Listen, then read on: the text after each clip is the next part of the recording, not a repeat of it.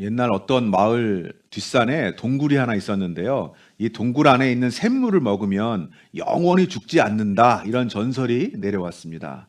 이 소식을 들은 삼형제가 샘물을 이제 마시려고 동굴 안으로 들어갔어요. 그런데 이 동굴은 안에서 말을 하면 죽는 동굴이었어요. 동굴 안에 들어간 삼형제 중에서 큰형이 말합니다.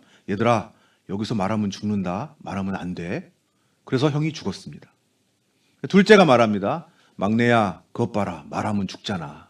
그래서 둘째도 죽었습니다. 막내가 말합니다. 야, 나만 살았다. 그래서 막내도 죽었어요. 삼형제가 돌아오지 않으니까 이제 마을 사람들이 모두 다 형제를 찾아서 동굴로 왔어요. 마을 이장님이 이렇게 말을 합니다. 여러분, 여기서 말을 하면 다 죽습니다. 아셨죠? 그래서 이렇게 말하고 죽었습니다. 마을 사람, 동네 사람들이 모두 다 예! 하고 대답하고 다 죽었대요. 여러분, 오늘 예배 시간에 아멘 하면 죽나요? 아니죠? 여러분, 아멘 많이 하시기 바랍니다. 아멘.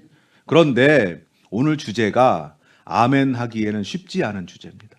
바로 헌금입니다. 오늘 본문 21장 1절 말씀 한번 읽어볼까요? 예수께서 눈을 들어 부자들이 헌금함에 헌금 넣는 것을 보시고, 이 당시에 이 성전은요 여러 구역으로 이렇게 나눠져 있었는데요, 그 중에 여인의 뜰이라는 곳이 있습니다. 이렇게 보자면 이제 문이 보이시죠, 여러분? 문으로 들어가서 바로 여인의 뜰이에요. 여기가 말 그대로 여인들이 예배할 수 있는 곳이라는 의미죠. 하지만 이곳이 여인들만 예배할 수 있는 그런 곳이다라는 의미는 아니고, 여인들은 이 이상 더 이상 들어갈 수 없다라는 그런 의미죠. 그런데 이 여인의 뜰에 헌금함이 있었어요.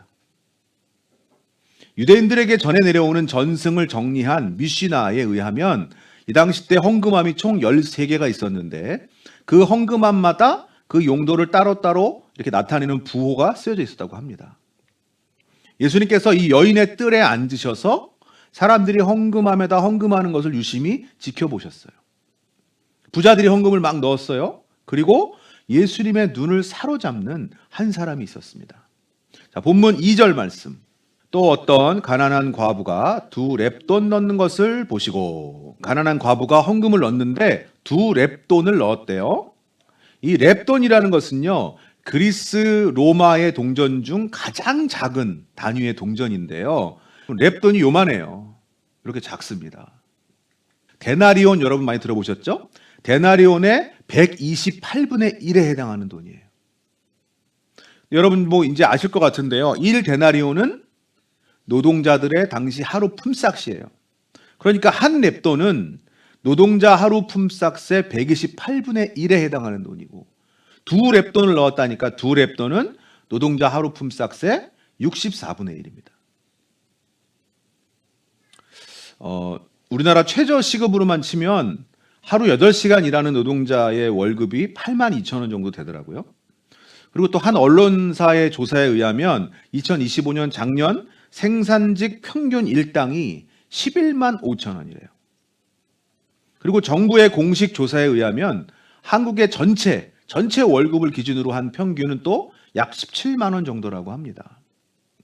그래서 이 조사들을 좀 합해서 평균적으로 따져보자면 노동자 하루 일당 평균 약 14만 원 정도라고 볼 수 있을 것 같아요. 그래서 우리나라 임금에다가 적용을 해보자면 한 렙돈, 1렙돈은 노동자 하루 일당의 128분의 1이니까 1,093원이에요. 2렙돈은 오늘 막 산수가 막 엄청나요. 2렙돈은 2,187원입니다. 2,000원 남짓의 돈이에요.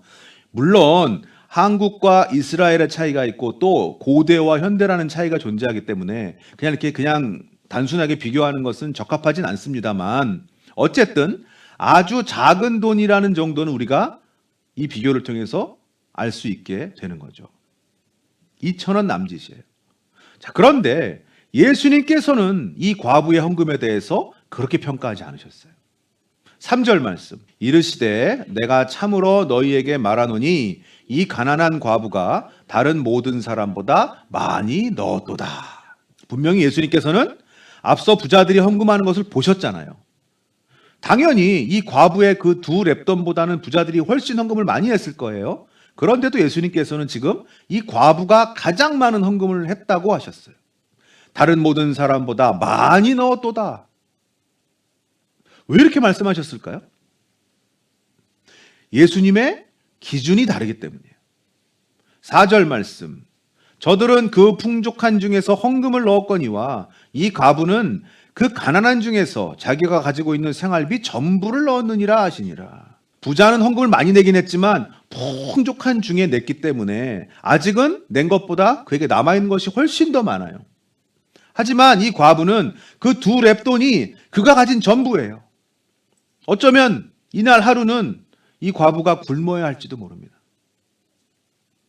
제가 존경하는 한 목사님께서 이렇게 말씀하시더라고요.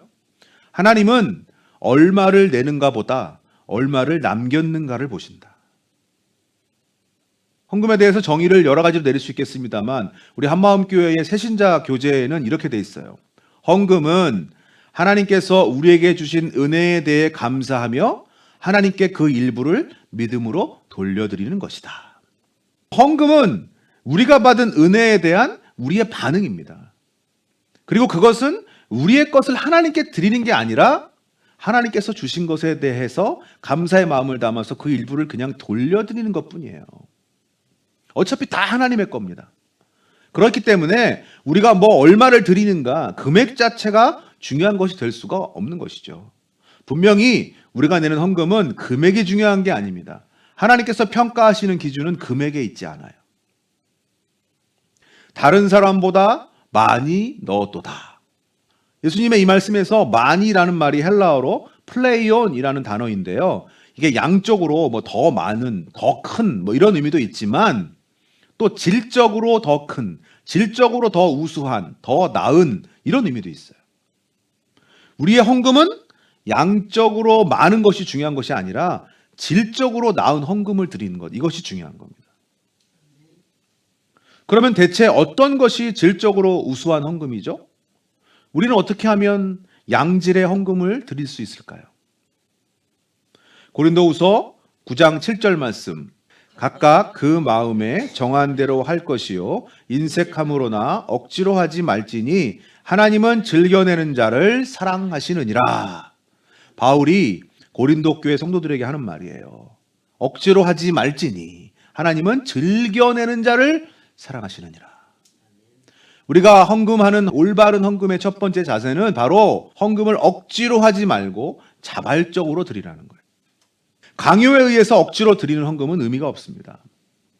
만약 오늘 본문에 가난한 이 과부가 누군가의 강요에 의해서 억지로 헌금한 것이라면 예수님께서 분명히 다른 사람보다 많이 넣었다라고 하지 않으셨을 거예요. 헌금은 드리는 동기가 중요한 겁니다. 강요에 의해서, 의무감에 의해서, 남에게 보이기 위해서 드리는 헌금은요, 하나님께서 기뻐하시는 헌금이 아닙니다. 출애굽기 25장에서 하나님께서 성막을 만들어라 라고 명령하시면서 이스라엘 백성들에게 그 성막을 만들 예물을 가져오게 하라고 모세에게 명령하셨어요. 그런데 백성들이 가져오는 예물이라고 해서 그냥 다 받으시겠다고는 하지 않으셨어요. 출애굽기 25장 2절 이스라엘 자손에게 명령하여 내게 예물을 가져오라 하고 기쁜 마음으로 내는 자가 내게 바치는 모든 것을 너희는 받을지니라. 이스라엘 백성들이 가져오는 예물을 다 받으시는 게 아니라 기쁜 마음으로 내는 예물만 받으시겠다는 거예요. 그래서 모세는 하나님 말씀을 따라서 이스라엘 백성들에게 성막을 지을 때 필요한 예물을 가져오라고 하였습니다. 그래서 백성들이 이제 예물을 가져오기 시작하는데요. 처음에는 뭐 하나님 명령으로 시작한 거였겠지만 이스라엘 백성들이 기쁜 마음으로 계속 예물을 가져오기 시작했어요.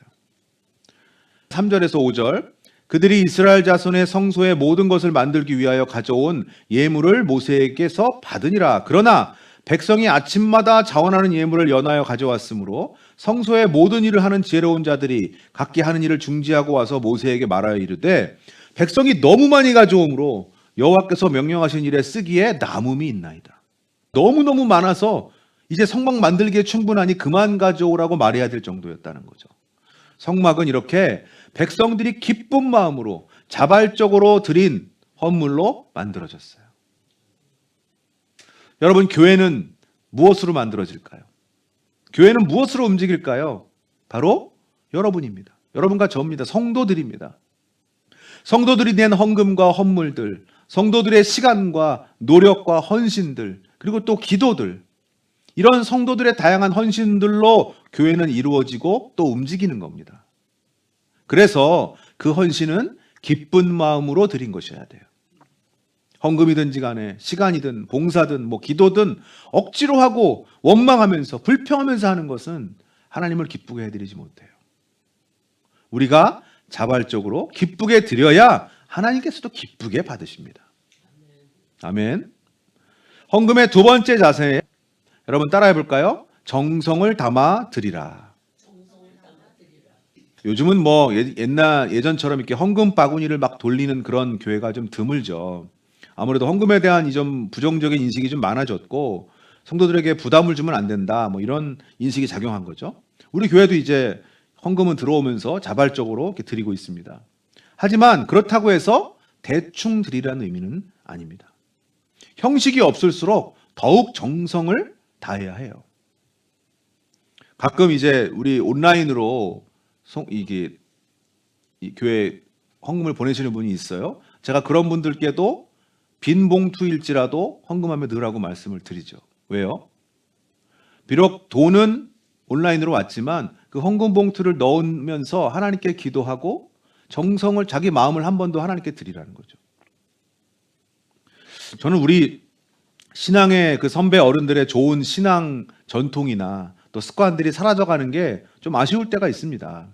지금은 이제 핸드폰이 우리 삶의 일부가 된 시대이지만 그래도 저는 성경책을 좀 들고 교회 다니는 그런 전통은 사라지지 않았으면 좋겠어요.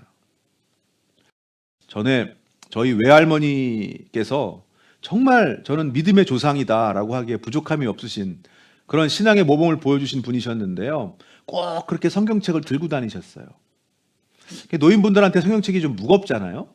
그래도 우리 외할머니께서 이게 말씀이라 이렇게 무거운가 보다 그러시면서 꼭 성경책을 들고 다니셨다고 하더라고요.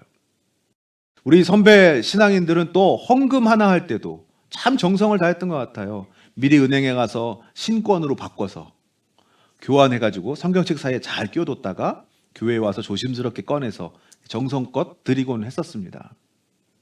여러분, 우리에게도 이런 마음 자세가 사실 필요합니다. 제가 헌금을 지금 신권으로 드리라는 말이 아니에요. 그 정도의 정성이 헌금에는 필요하다는 거죠. 전혀 그냥 준비 없이 왔다가 뒷주머니에서 지갑 꺼내서 급하게 꺼내드리는 헌금, 또 뭐 지갑 열었더니 하필 5만 원밖에 없어서 5만 원권밖에 없어서 아내한테 여보 나 1,000원만 빌려줘 이렇게 드리는 헌금. 여러분, 이런 헌금은 이렇게 드리는 게 아니에요. 여러분, 이런 생각 한번 해보셨어요? 왜 헌금은 돈으로 드리는 걸까? 물론 뭐 시골 교회에서 계란 한 꾸러미로 드리고 뭐 닭 한 마리 드리고 했다는 얘기를 들은 적은 있습니다만 대부분의 헌금은 돈으로 드리죠. 다른 걸로 드려도 되지 않을까요? 하나님께서는 온 세상의 주인이시라 돈이 필요 없으신 분이잖아요. 그런데 왜 우리는 우리의 감사를 돈으로 표현해야 될까요? 이것은 우리 인간의 차원에서 생각해야 됩니다.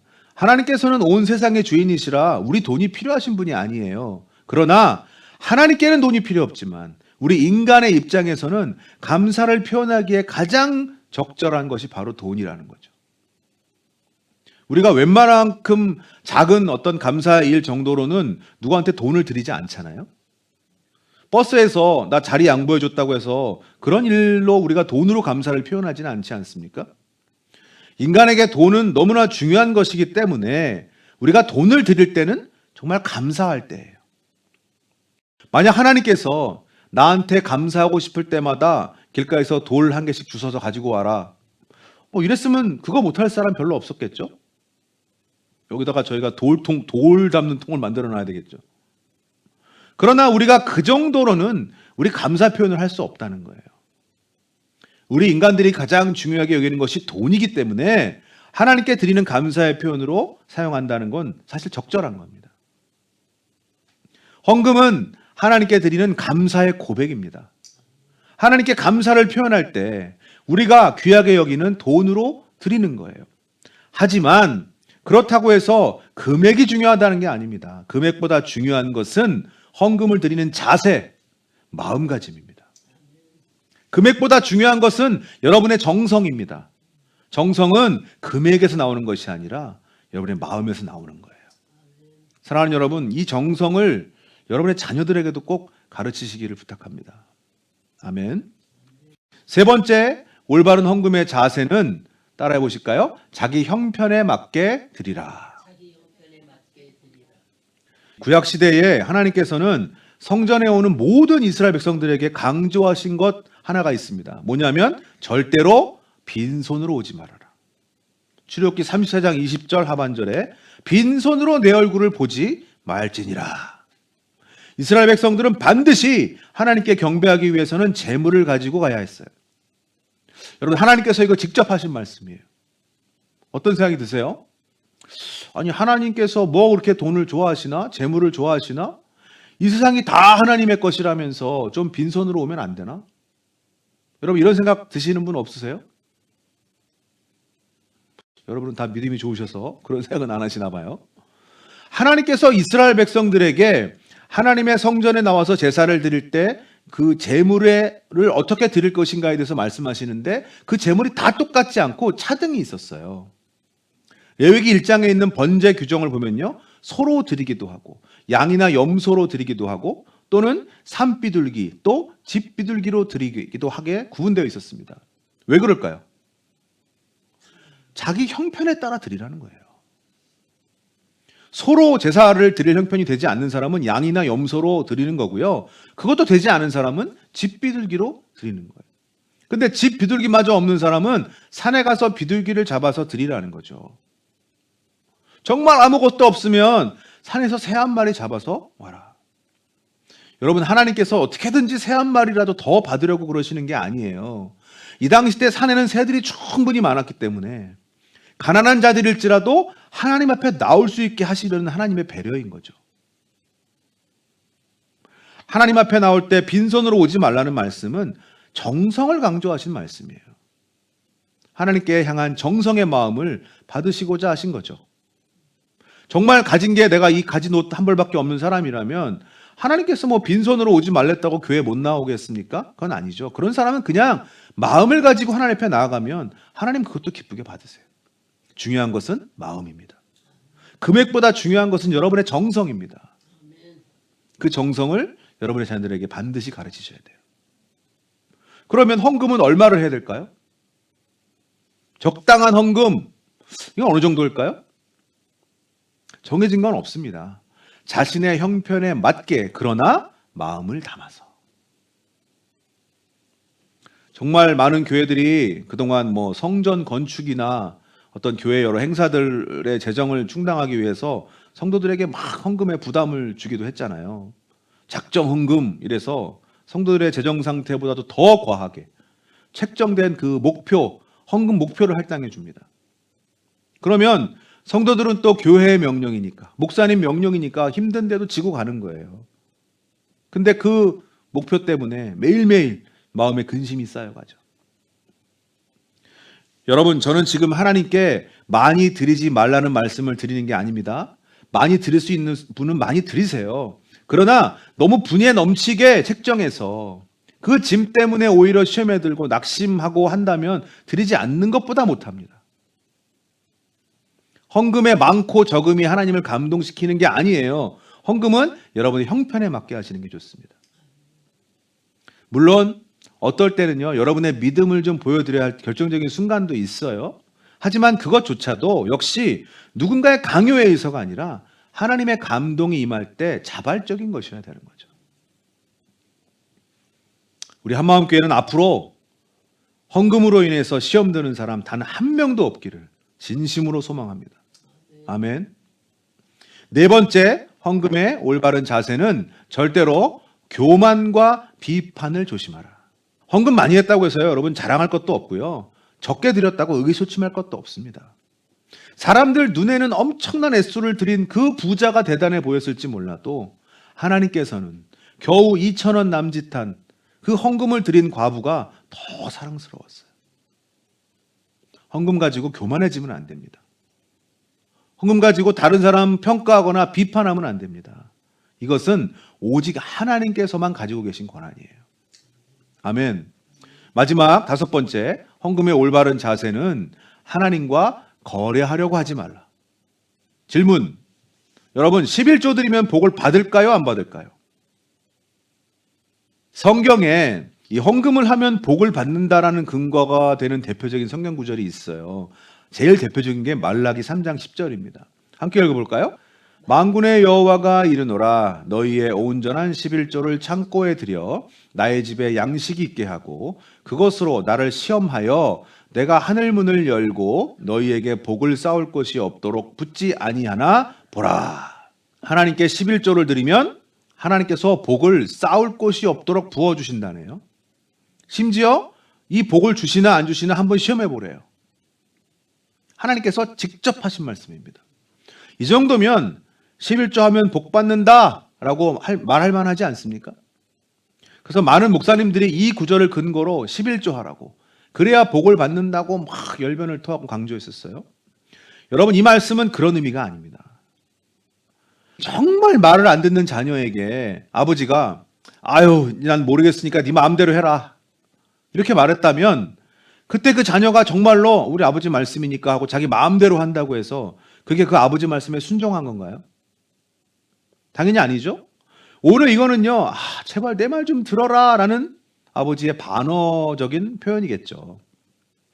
하나님께서 이스라엘 백성들에게 시험해보라 라고 하신 것도 마찬가지예요. 정말 이 말을 듣고 하나님을 시험해 본다면 나쁜 자녀입니다. 이 말은 하나님 말씀에 순종하지도 않고 더욱더 타락해가는 그런 이스라엘 백성들을 향해서 내시는 하나님의 탄식 소리예요. 이 10절 위에 말씀 보면 알 수 있습니다.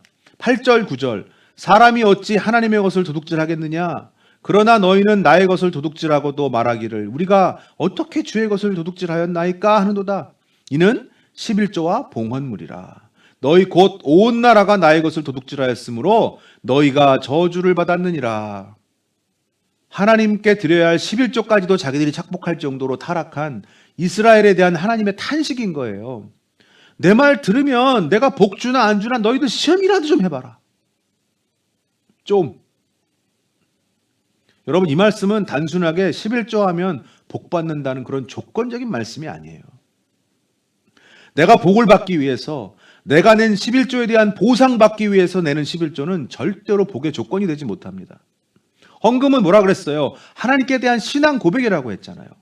감사의 고백이고 또 헌신의 고백인데, 그렇기 때문에 하루하루를 그냥 하나님 뜻대로 사는 사람이 그 삶을 담아서 헌금을 드릴 때 하나님께서 그 삶이 담긴 헌금을 받으시고 복을 주시는 거죠.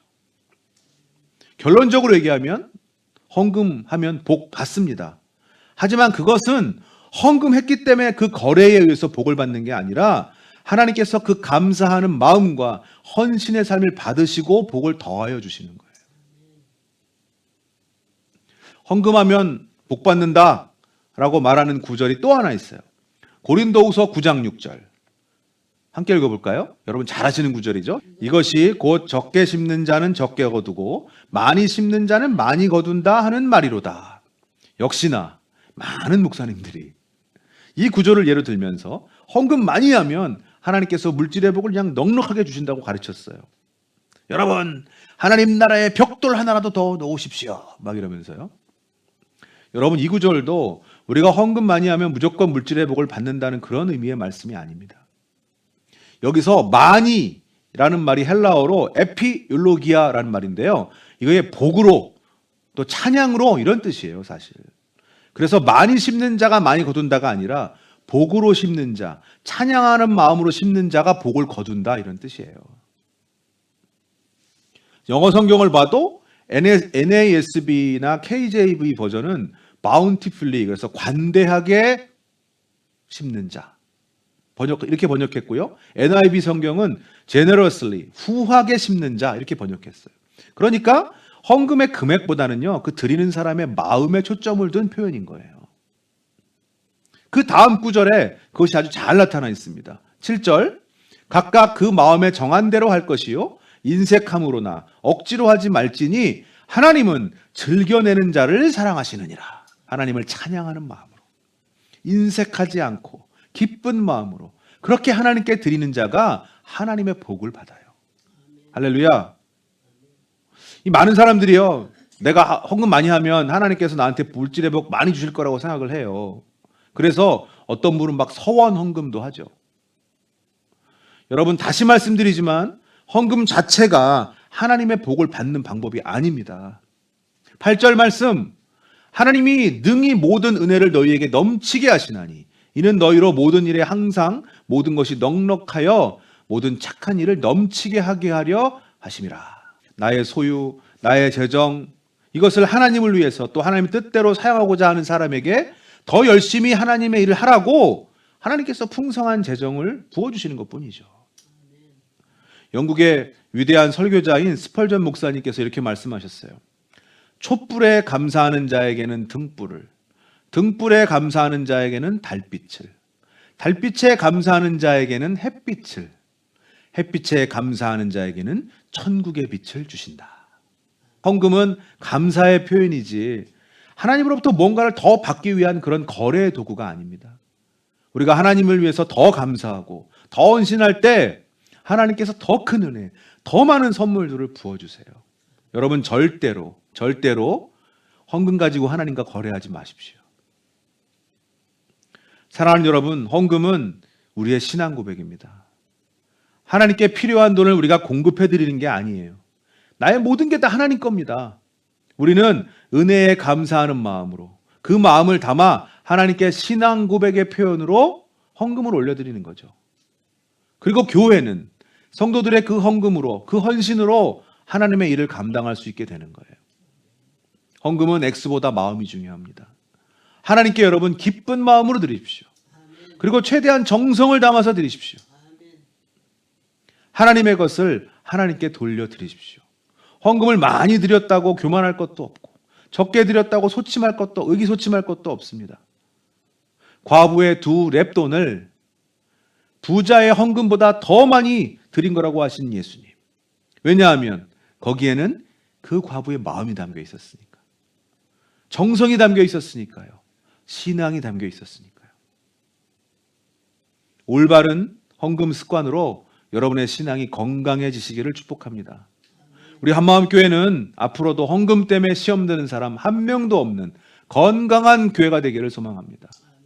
우리 모두 하나님께 더 풍성한 복을 받아서 더 풍성하게 하나님 나라의 사명을 감당하는 하나님 나라의 일꾼이 됩시다. 아멘. 기도하겠습니다.